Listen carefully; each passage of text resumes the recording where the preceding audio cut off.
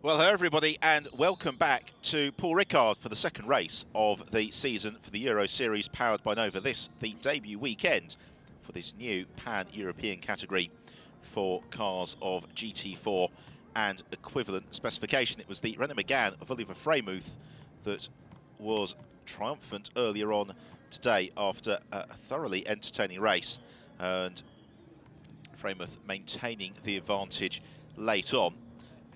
What we saw was two of the quicker cars, namely the Academy Racing Aston Martin of Matt Nicol-Jones and Will Moore, being delayed by a spin early on, and then Manuel Lozani doing much the same thing in his Ginetta G50. So we have the cars all formed up on the grid. It is a 50-minute race for them once more. We had some frenetic dicing in the early stages before the race begun to steady itself and settle down a little bit in the latter stages. Be interesting, of course, to see how the next 50 minutes unfold. This is the first of 6 stops for the Euroseries powered by Nova in 2015, and it is a very brisk breeze that is greeting the drivers this afternoon, because it's been a beautiful spring day, but the wind is just picking up. Some of the clouds and a slight inclemency are beginning to threaten the circuit. As the drivers poised, waiting in the pit lane for the race to get back underway. Get underway altogether, rather. It's been a long day for the drivers because they opened up the race programme at Paul Ricard this morning, and now they are about to be waved off on their green flag formation lap. Now, this morning we had 2 formation laps. The second of those counts against the race clock. Whether or not that's going to be the same again this afternoon, or whether it's felt that actually the heat was sufficient in the Michelin tyres, just need the one, I'm afraid I don't know. We will certainly find out in due course as the green flag is waved from the marshal at the rear of the field. The pace car moves on its way, and the heat haze shimmering off the cars as the green flag lap about to get underway here in Paul Ricard. 5.8 kilometre challenge for the drivers. This is how they line up, with Oliver Freymuth in pole position. Alongside him, Manuel Lozani. Then it's Matt Nicol-Jones and Marco Helistengas. Then it's Claudio Cagici and Luca Magnoni, Roberto Gentili, Tony Castillo-Nava, who didn't get to drive earlier on, Piron, and it is Gianni Giudici, who I don't think is going to appear at the back of the field. So it is Tiziano Frezza who completes the pack. The grid predominantly comprising of Ginetta G50s and G55s, but then we've got the triumphant Renault Megane from earlier on of Oliver Freymuth and the Academy Motorsport GT4 of Matt Nicol-Jones and Will Moore, the car that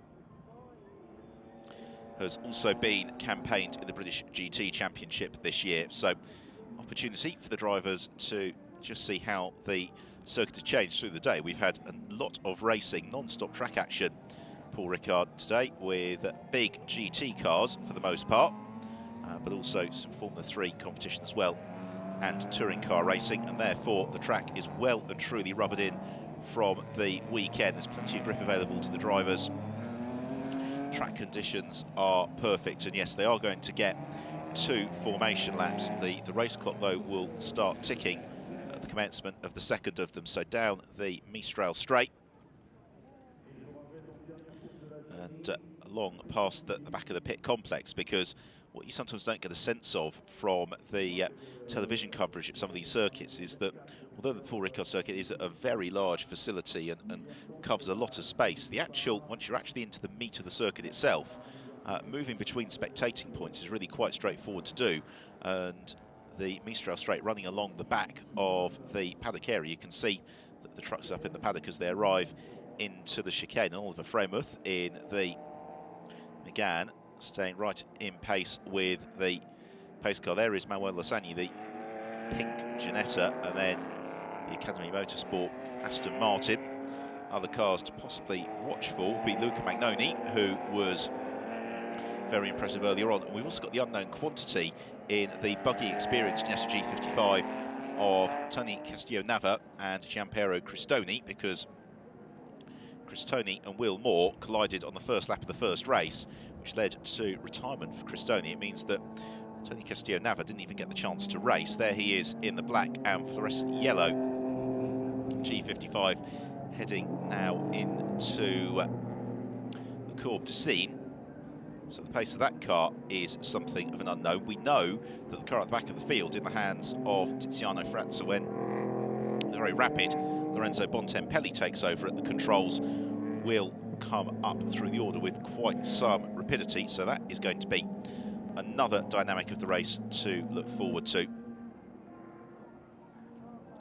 But the car's just taking the opportunity to get some heat into the Michelin tyres, and also just to re-familiarise themselves with the circuit. Of course, the conditions are very different to those from qualifying yesterday, which were held in quite damp and dreary weather. So that's why we've seen quite a lot of overtaking in the early stages of the racing.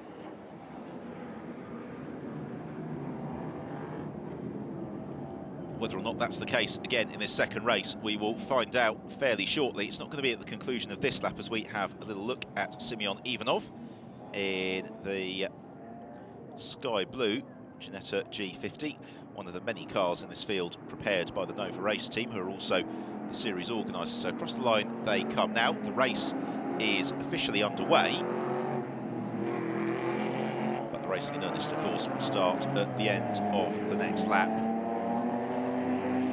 Lights ablaze in the Academy Motorsport Aston Martin. Matt Nicol-Jones, ironically enough, in a race packed full of Ginettas, actually a driver who's raced with great success in Ginettas throughout his career, having started out in the BRDC Formula Ford Championship going back about 10-11 years ago.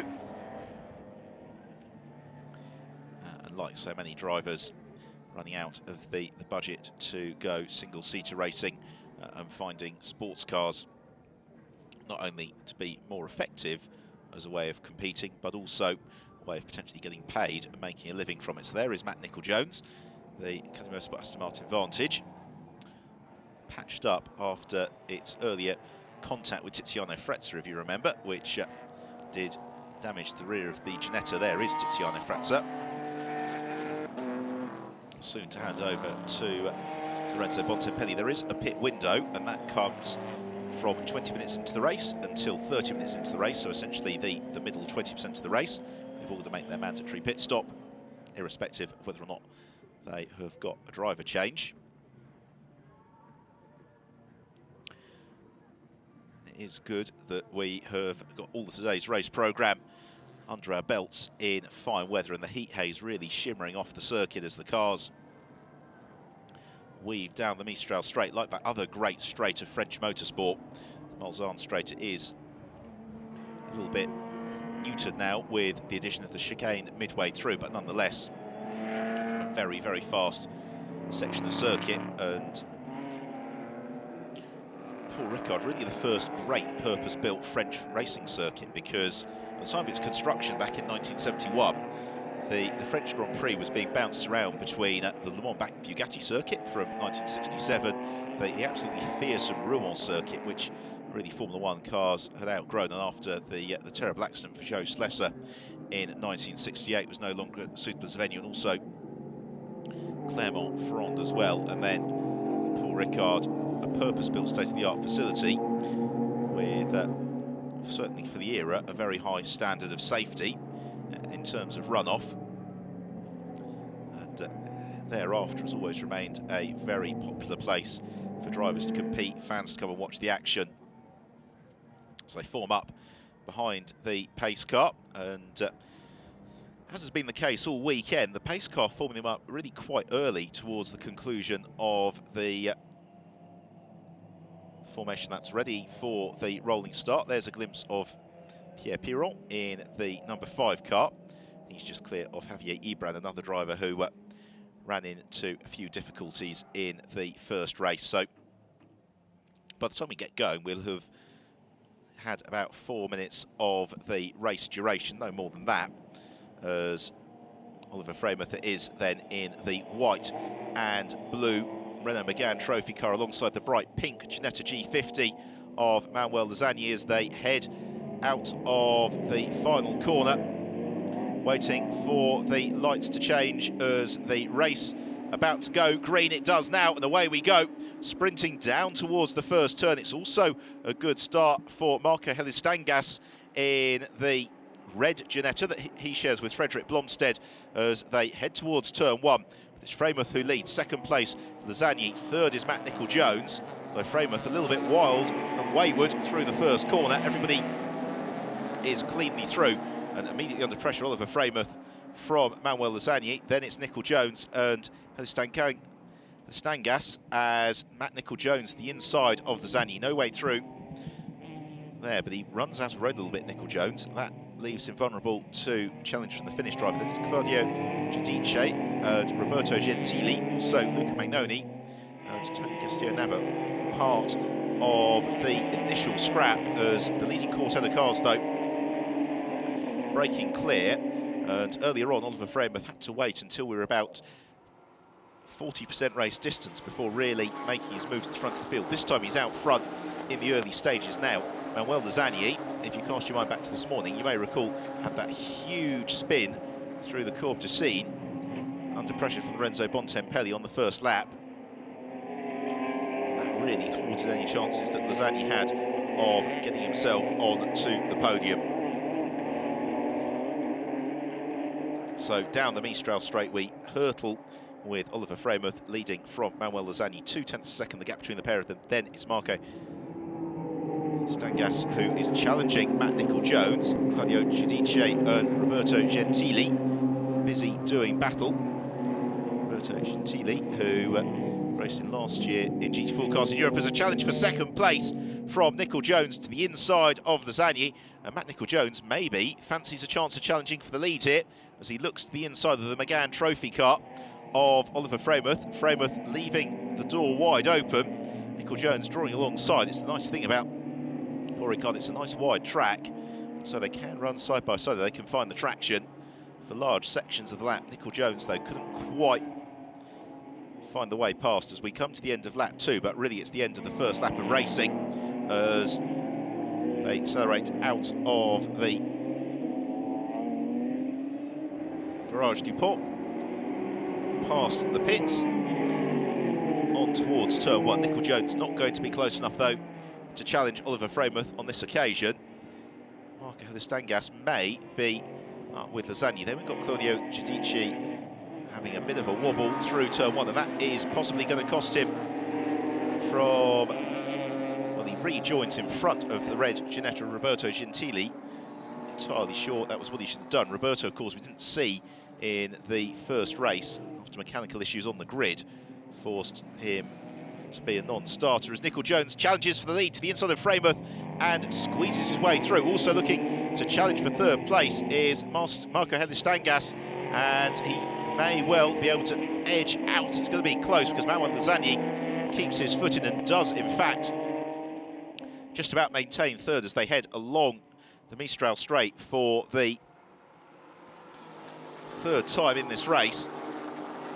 Now that Nicol-Jones is out front, will he be able to break clear?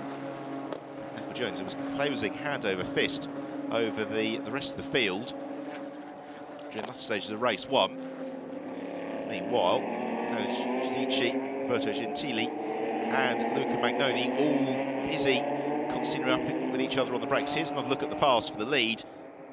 Nicol-Jones seeing the gap to the inside and able to ease his way past.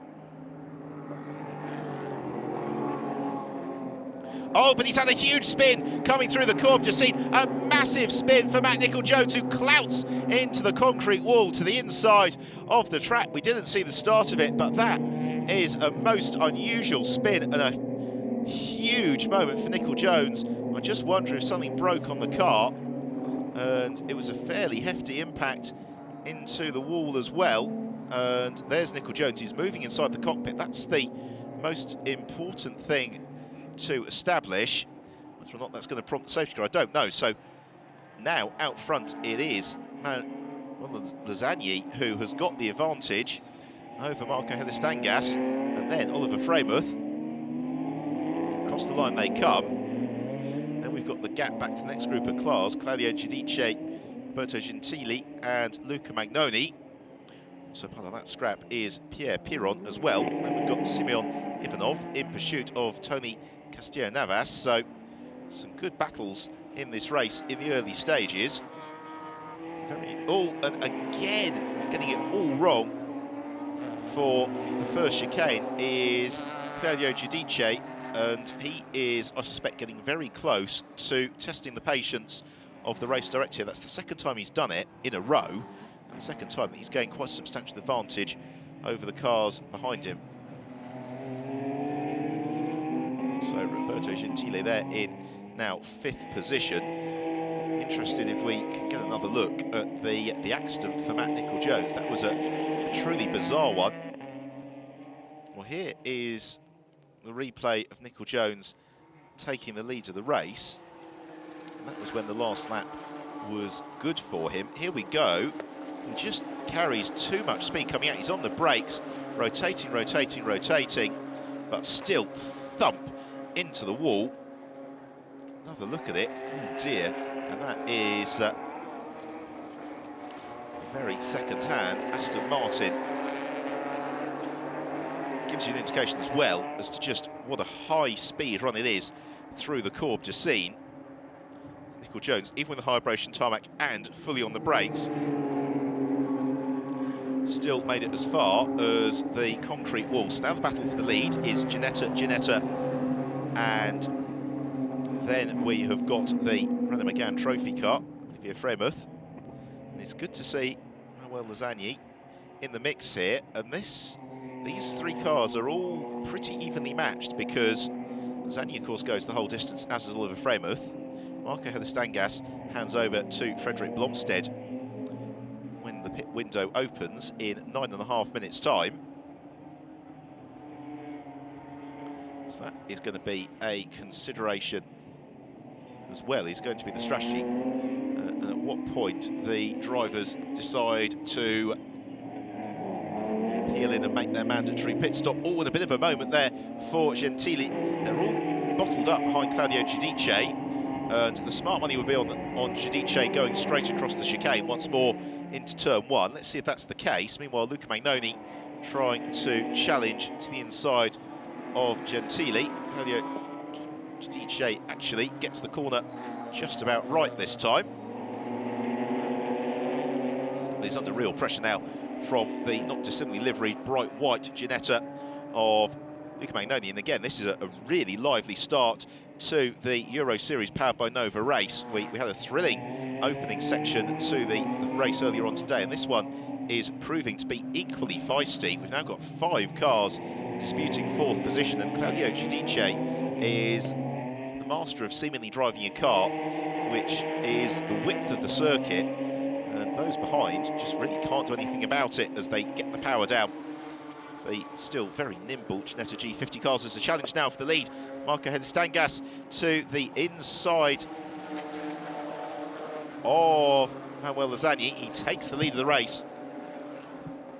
So Lasagna slips down into 2nd place as they continue onward down the Mistral Straight. We're on lap 5 of the race. We are almost 15 minutes into this 50-minuter. Mandatory pit stops, though, are soon to be upon us. And yellow flags still at the Courbe de Seine, because we've got the flatbed truck out to the inside of the circuit. Hope that they are all suitably circumspect, because that squabble for 4th is really quite ferocious. But the flatbed has now got ample opportunity to do the recovery work it needs to do before the rest of the field comes back through. And now a challenge. So we've had a bit of a shake-up in the order here, because Roberto Gentili is through, plus Claudio Giudice, and then it's Pierre Piron who is next along, ahead of Luca Magnoni, with Tony Castillo-Nava and Simeon Ivanov still in the scrap and in contention. So So through the Virage du Pont they come. Meanwhile, the race leaders, 1, 2, 3, close as you like, with the Stangas just ahead of Manuel Lozani, then Oliver Freymuth next in the queue in third place.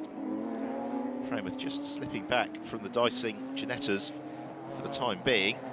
This is what he did in race 1. He played the long game and let the race come to him, and I suspect he will be having the aspiration of doing something not dissimilar this time around. Meanwhile, we have got Roberto Gentili breaking away now from Claudio Giudice. It's something of a miracle, really. Giudice has maintained his place because he is, more often than not making close friends with the conventional racing line, but it doesn't seem to be slowing him down unduly.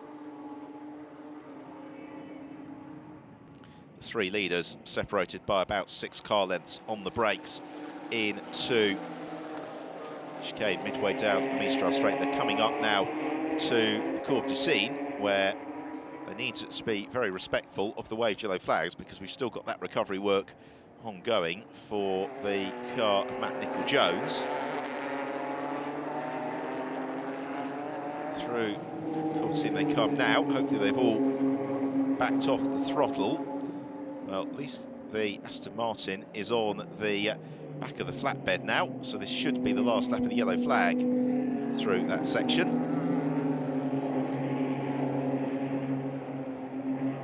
Though there is an argument that maybe Marco Helistangas may have some explaining to do after this race, because he set the fastest lap of the last time around, even though we have a waved yellow flag through one of the fastest sections of the circuit. Nonetheless, they all close up on each other as they chink their way through to the conclusion of lap 6 of the race. Lap times in the 2-minute 20 seconds bracket for the race leader, 2 minutes 20.999, the fastest lap of the race. But all of this leading group consistently in the 2-minute 20, 2 minutes 21, another fast lap of the race. In fact, for Helistangas, a 2 minutes 20.604. Again, direct your attention to the waved yellow flags over at turn 10. The possible requirement for a little bit of explanation later on, except to say that in his defence, he's probably just got the Michelin tyres working as he wants, and therefore running at the sort of pace that he needs to. Roberto Gentili then in 4th position, Claudio Giudice is 5th, Pierre Piron in 6th, Luca Magnoni 7th, Tony Castillo-Nava in 8th, then Simeon Ivanov and Tiziano Frazza ahead of Javier Ibran.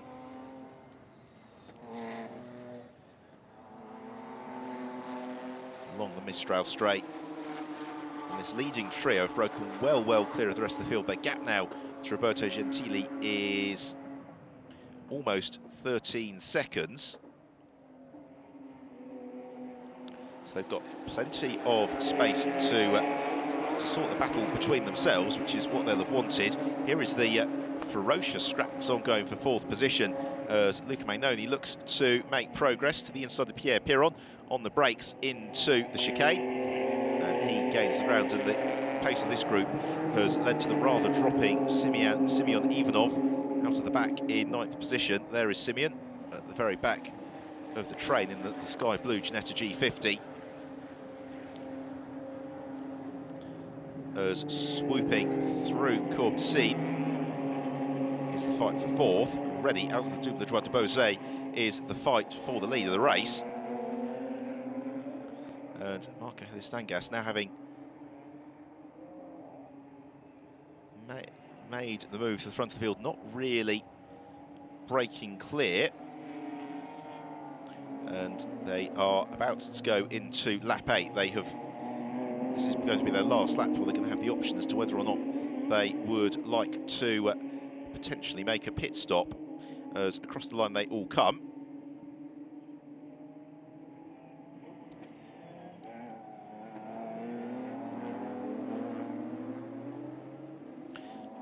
Meanwhile, a challenge from Luca Magnoni to the inside of Claudio Giudice. And Giudice, we know, is the latest of the late breakers into turn 1, not least because in a couple of occasions he's not attempted to at all. And He's got the inside line here. But that's good defensive driving, in fact, from Claudio Giudice.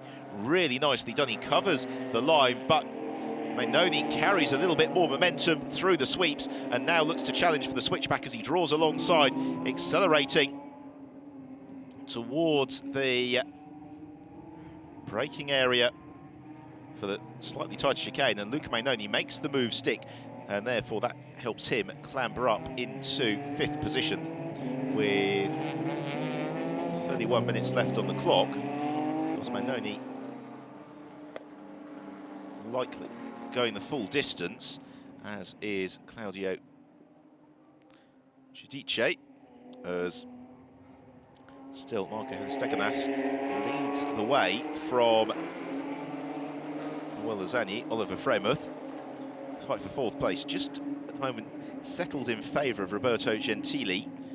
For those of you anticipating a charge from Lorenzo Bontempelli, well, let me tell you that his driving partner Tiziano Frazza is 45 seconds away from the pace at the front of the field at the moment, and so that feels like it is a very, very big ask, of course, for Lorenzo Bontempelli.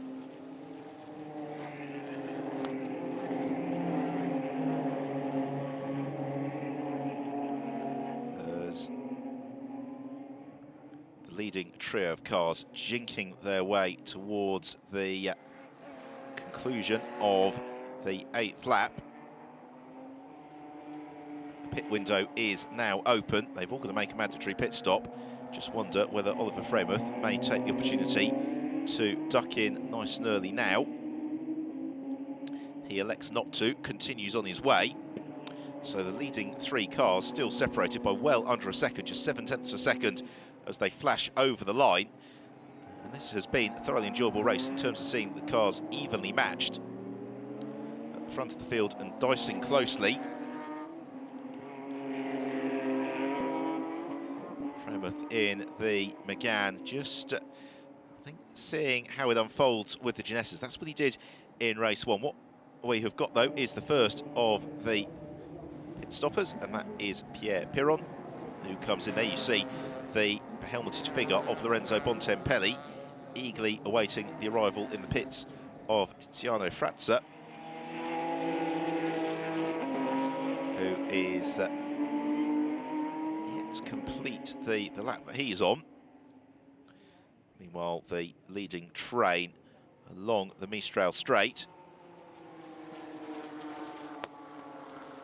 And Marco Stagnas, what stage will he decide that it's worth handing over to Frederick Blomstead? Meanwhile, into the pits is Tiziano Frazza. Lorenzo Bontempelli ready to take over. Now, what sort of progress can Bontempelli make? That is question. Meanwhile, a challenge from Luca Magnoni to the outside of Roberto Gentili. This is for 4th place. Gentili braking as late as he dares. Magnoni trying to brake a little bit later. Magnoni is the master of the switchback and sweep. Can't quite pull it off. In the meantime, Tony Castillo-Navas in pursuit of Claudio Giudice as they head along the Mistral Straight, and Giudice squeezing Tony Castillo-Navas to the inside of the road. Meanwhile, Magnoni to the outside of Gentili. Gentile maintains his place, so does Claudio Giudice, but as they battle, it brings Simon Ivanov into the mix. As now to the inside, that's a lovely move. He can make it stick. That's really, really nice driving from Luca Magnoni. He just forced the opening to the inside of Roberto Gentili, rather, and moves up into 4th place.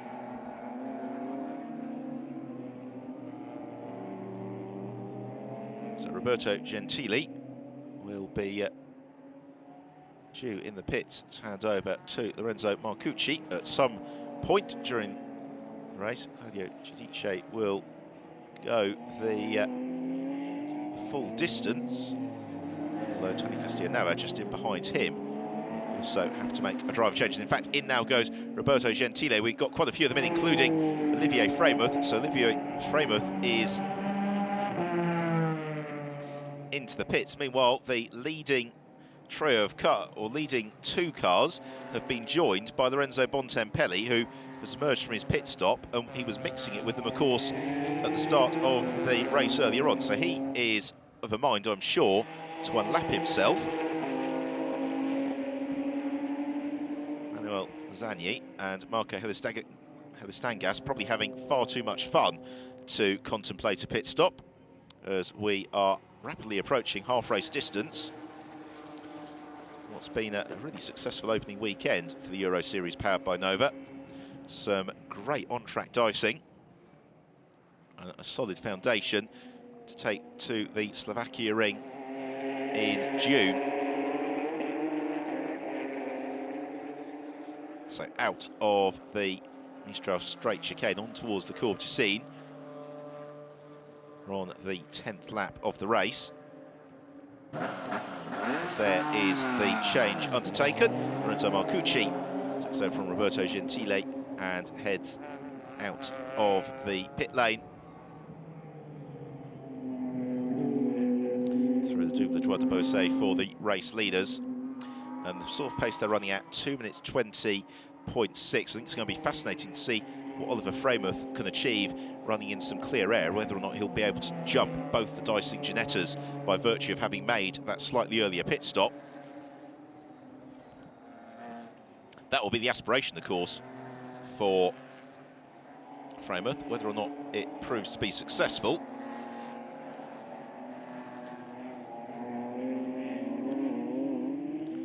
we will find out in due course. So neither of the leading duo peels in on this occasion. They've still got 5 minutes with which to make their pit stop, so it's either at the end of this lap or the one after.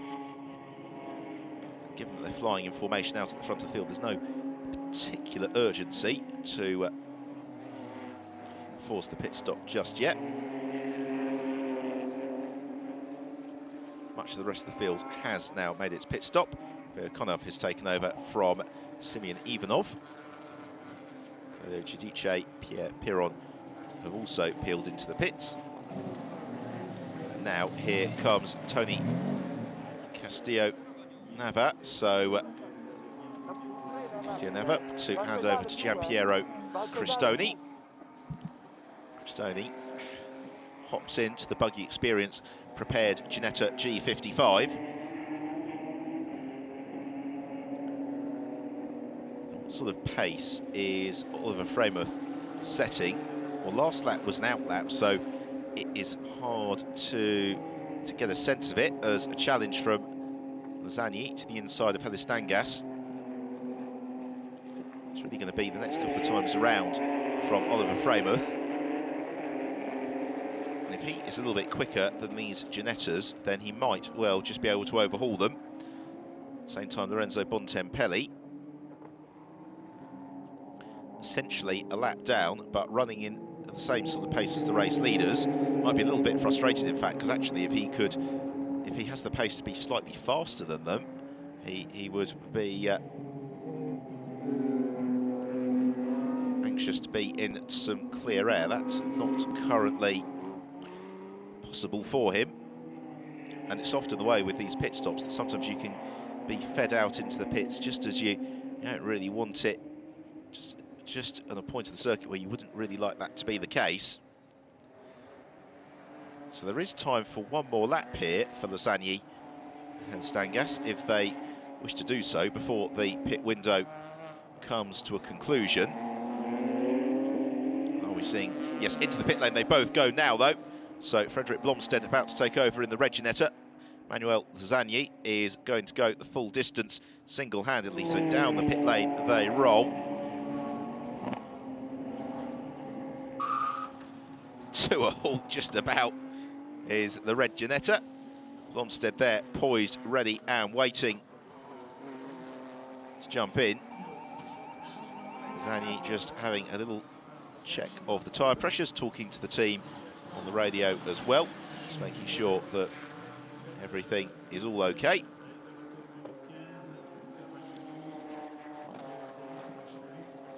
So these cars all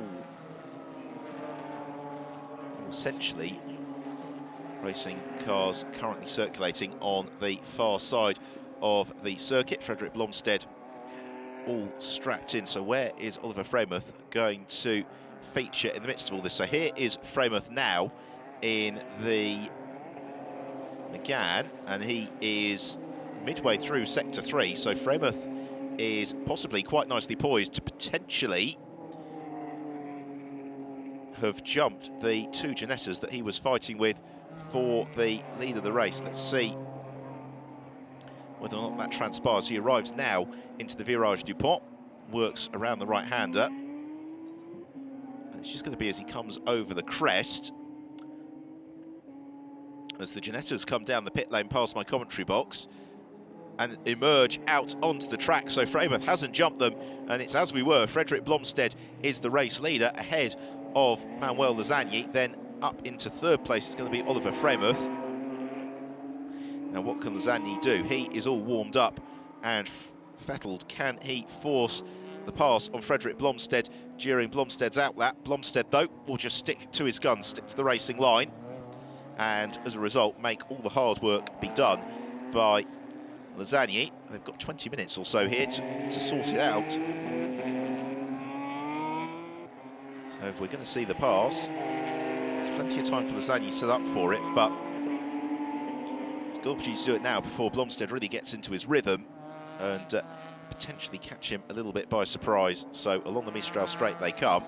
The leading trio still got an absolutely gigantic advantage over the rest of the field as Lasagna looks to line up to challenge on the inside into the chicane. And Manuel Lasagna draws alongside, but he can't quite get close enough. But Blomstead outbreaks himself. Blomstead still tries to fight his way through, and wisely so, because it allows Manuel Lasagna to take the lead of the race away from Frederick Blomstead. And Blomstead immediately comes under pressure from Olivier Freymouth, and Freymouth is like a piranha. He just senses blood and then suddenly goes for it. And Freymouth looks to pounce around the outside at the Courbe du Cygne.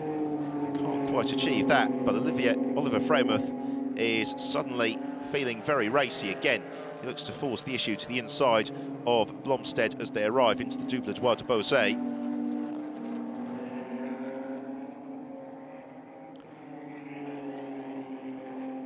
Again, looking to the inside left-hander, nothing doing there for Oliver Freymouth. He is just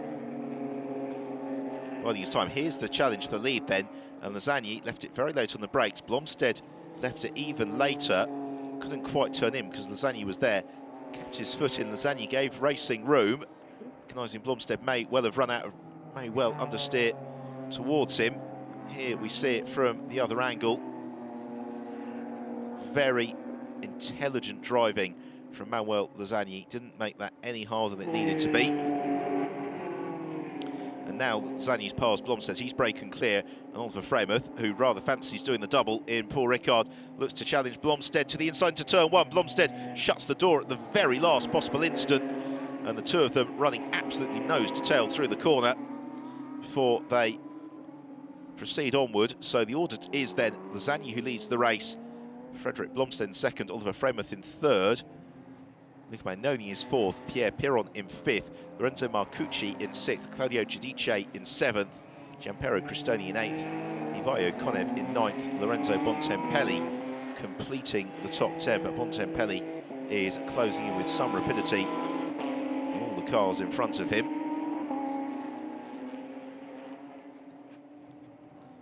So along the Mistral straight, our race leader Manuel Lasagna breaking clear of Frederick Blomstead, but Blomstead may well be under pressure here for Oliver Freymouth. Freymouth moves to the inside of Blomstead on the brakes and just about squeaks through. Good driving there from Oliver Freymouth. There was no answer there from Blomstead, so now what can Freymouth do? If he really fancies the victory, he's got a little bit of ground to make up to Manuel Lasagna. About 1.92 seconds, something of that magnitude. So Lasagna can't afford to have some wayward moments. Freymouth, we saw in the race earlier on, paid his time through the opening stages and then really turned up the intensity into the second half of the race, and that's what he'll be hoping to do. He was quicker through sector 2 on this lap was Oliver Freymouth once he had completed that pass on Frederick Blomstead. Sector 3 is going to give us the true indication about whether or not Manuel Lasagna's days as a race leader are potentially numbered. They've got time for potentially 7 or 8 more laps, depending on which point they catch the clock as it ticks downwards. So across the line now, Manuel Lasagna, and his lap time, a 2 minutes 21.2, a 2 minutes 20.1 for Oliver Freymuth, and Freymuth sets the best first sector of anybody in the race so far on through the final sector. Meanwhile, Lorenzo Marcucci finding your way up past Pierre Piron. That is for 5th position. And for Pierre Piron, his day's about to get worse. He's just picked up a 6-second penalty for having a pit stop that was shorter by 6 seconds. So disappointment for Piron. Up to 5th then, Lorenzo Marcucci. Marcucci is making very nice progress. Oliver Freymuth absolutely flying. He set the fastest lap of the race last time through, a 2 minutes 20.102. He has done his personal best first sector of anybody, or he's done his personal best first sector of the race so far through sector 1, and he's now really turning up the pressure on Manuel Lasagna. He's let the Ginettas have their fun, and now he is setting about asserting his position at the head of the field.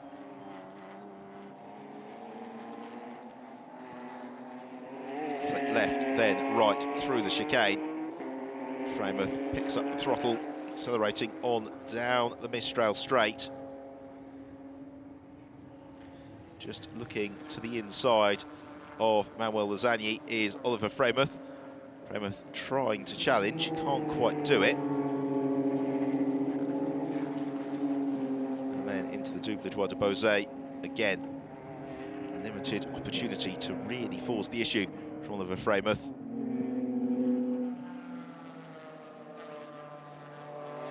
Climbing uphill to the long double left-hander. Freymuth now very much has got Lasagna in his sights, and Lasagna, well, he'll have to just try and defend his position as best he can, but Freymuth already looking to the inside. Lasagna covers that option nice and early, but it's all about the exit speed really from the corners onto the big straights for Manuel Lasagna. If he doesn't let himself get flustered, then he might just be okay. Oliver Freymuth winds up the McGann. The pair of them propel along the start and finish straight through into the 15th lap. We've got just over 14 minutes remaining. The gap down to 0.4 of a second. Of course, if Lasagna and Freymuth get embroiled in the battle and can't sort themselves out, then Frederick Blomstead might be able to close back in to the fight amongst the leading duo. Blomstead is almost 3 seconds off the back of this train of cars. And then it's 15 seconds to the 4th place car, that's Luca Magnoni. 5th place, Lorenzo Marcucci. 6th is Pierre Piron. 7th is Claudio Giudici. In 7th place, Gianpiero Cristoni. 9th, Rivio Konev. And 10th, Lorenzo Bontempelli. But Bontempelli is closing up onto the tail of Rivio Konev pretty rapidly and may well, in fact, be through before the end of the lap.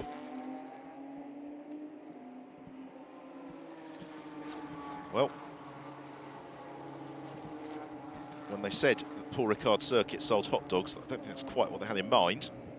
As through the chicane,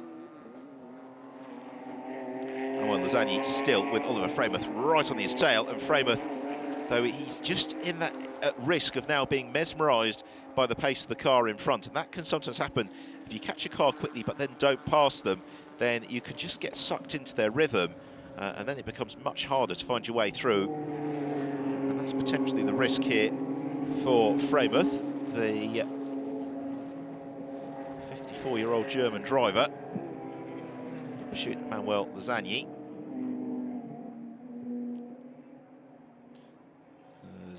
Lasagna being able to withstand the pressure. Both drivers still lapping in the 2-minute 20s, 2:20.9 last time around for Lasagna. If they slip into the low or mid 2-minute 21s, that's when Frederick Blomstead will begin to start to come back towards them. But it's another lap survived, more or less, for Manuel Lasagna. The problem is he has got to maintain this level of concentration and intensity for the remainder of the race, and that is no mean feat, particularly here at the Paul Ricard circuit, where the corners do just flow into each other, and therefore a small mistake in terms of lap time can be really quite heavily punished. But now Frameth just showing himself to the inside of Lasagna. Lasagna sticks to the racing line. Doesn't concern him unduly, but that last lap, Manuel Lasagna was a 2 minutes 21.3, a 2 minutes 20.7 for Frederick Blomstead. So Blomstead 0.6 of a quick second faster than the battle at the front of the field, and that is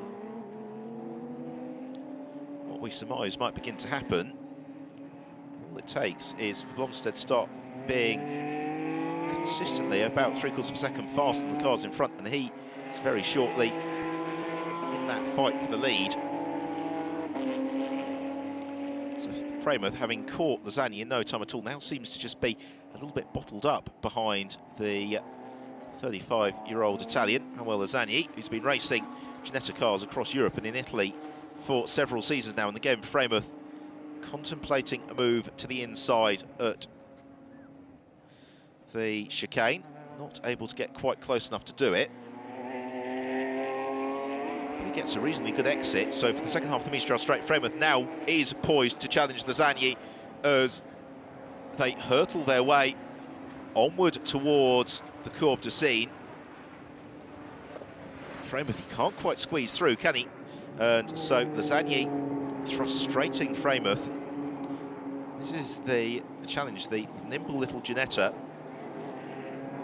Very different characteristics to the McGann Trophy car. The balance of performance, as you can see, works out pretty much evenly, but where Frameth is strong, Lasagna is weaker, and vice versa. And that is providing all sorts of challenges for Oliver Frameth as he tries to find a way ahead of Manuel Lasagna. Lasagna about to reel off another lap of defending from Oliver Frameth.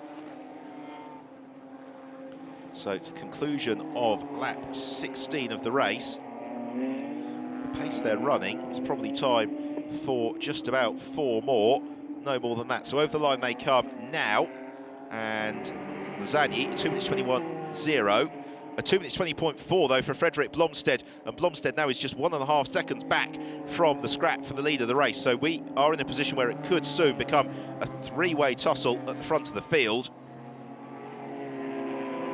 which is the fight that we would be hoping for into the concluding stages of the race, as along towards the second chicane, and the wind really again beginning to pick up quite a brisk breeze. We're right at the top of a plateau here for the Paul Ricard circuit, which is a magnificent facility, also hosts its own airstrip, and the crowd today, not only with the racing, been thoroughly entertained by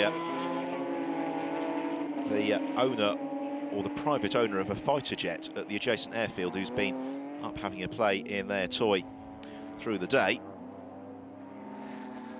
Down at the Mistral Straight once more, still Frameth not in a position to particularly challenge. It is the progress of Frederick Blomstead in the red Ginetta, though, to watch for, because Blomstead is edging ever closer to the fight for the lead of this race. You get the sense that if Frameth can get past, he will sprint clear, but he's making heavy weather of not just getting past Manuel Lasagna, but even launching any sort of sensible bid for the overtake. At the moment, he's just sucked in to the toe behind Lasagna. There you see it.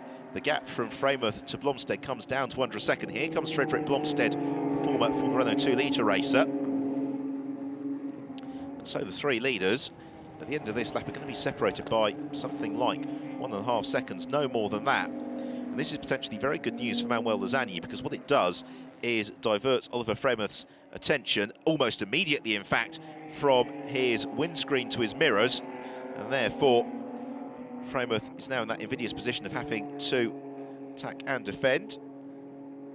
Well, Lorenzo Bontempelli pushing a little bit too hard. He just passed Gianpiero Cristoni and has a little bit of a spin. Gathers it up very quickly. Bontempelli having fun and got up to 8th place before that little moment.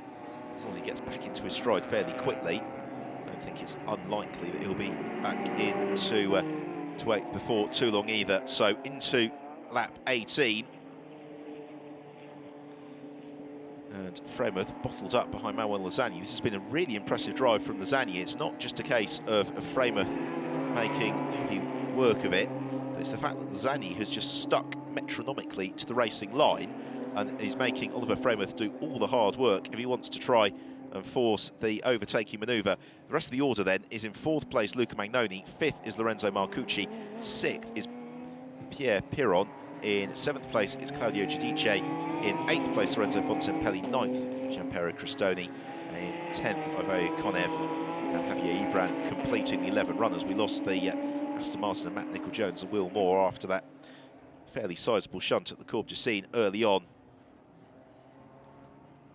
And now Framuth again looking to potentially line up the move along the Mistral straight. I don't think he's going to be quite close enough, as he does though force Manuel Lasagna into a little bit of a defensive move into the chicane. Lasagna though driving a very smart race here, and he's focusing all his energy and effort on the corner exit and defending where he can afford to, but where he needs to get a good exit, then being prepared to sacrifice the entry to make sure that he carries the momentum that he needs. But Framuth draws alongside. Now, is that the camera foreshortening? Yes, it is, because across and swooping through is Manuel Lasagna. Into the Double Droit de Beausset. And the Renault sandwich between the two Ginettas. They are rapidly running out of time as well for this race to be sorted out. We're either going to have 2 or 3 more laps at the end of this one. It's going to be, I think, a pretty closely run thing, in fact, as the clock ticks inexorably downward. Through another long left-hander, then into the final turn to squirt along the start and finish straight. And it's going to be an incredibly finely run thing. As to whether or not this is the penultimate lap of the race or not, by a margin of a couple of seconds, I think it isn't. So probably 3 more laps with which to resolve this race. But as I say, they have a slightly slower lap as they battle amongst themselves, then that will turn this into the penultimate lap. So bouncing and bucking along their way. Just trying not to squirm on the brakes unduly is Manuel Lasagna. He's got Oliver Framuth squeezing all over his tail. Frederick Blomstead has caught this train of cars, but Blomstead, as you can see, is there, but he doesn't really seem to have the pace to particularly threaten a repass on Oliver Framuth. It's more when Lasagna defends and Framuth gets bottled up, then he can close up. But actually, when they're running in reasonably clear air, it becomes much harder for Blomstead to make an impression. And so along the Mistral straight, and Framuth must be thoroughly frustrated at the sight of the rear spoiler. Manuel Lasagna's car, and Framuth thinks about the challenge to the inside of the chicane. Again, it's difficult to tell from that camera angle just how close Framuth was, whether or not it was worth a little bit of a lunge or not. So down the Mistral straight they continue. Again, Framuth showing himself to the inside of Lasagna, maybe hoping that Lasagna's Michelin rubber just feeling the strain of the best part of 50 minutes of solid competition out of the Courbe du Sine on to the Double Droit de Beausset. It was a very good first sector for Manuel Lasagna, not a particularly strong second sector. As head through a long left-hander. In fact, the next lap is, well, maybe it's not going to be the last lap. It's going to be a very closely run thing as they come to the conclusion of lap 19. And it's Framuth lining up to have a little bit of a nibble to the inside of Manuel Lasagna. No, he's not, so they accelerate on their way. I think by virtue of about 3 seconds here, it's going to be the penultimate lap of the race. Indeed, it is. The teams will be appraising them on the radio of the progress that they're making. Flicking through the chicane, left, then right, and onward. Lasagna from Framuth, and then Fred Blomstead in third, but still not really making the sort of progress that he needs to. As the clouds darken over the Castellet circuit, hopefully we're not going to see the introduction of any precipitation on this last lap, but I just wonder, you saw the shots of people veering towards their jackets. Oliver Freymuth not having a good first sector, and the Zanyi may well have done enough here, although Freymuth has been an ever-present shadow. Well, the Zanyi, he's not been the fastest driver in the race. That's actually an honour that's gone the way of Lorenzo Marcucci, who set the fast lap a couple of moments ago with a 2 minutes 19.8, but he has been consistent. That is potentially enough. I think the Zanyi would desperately like the clock to tick to 0 before the end of this lap, because with 1 minute 10 seconds remaining, the very dark clouds now over the circuit.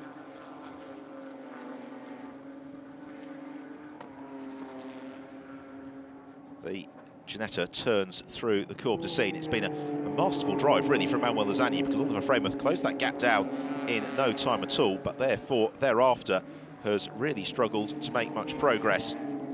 So through the Double Etoile de Beausset, and again, a solid, if not spectacular, middle sector from the Zanyi.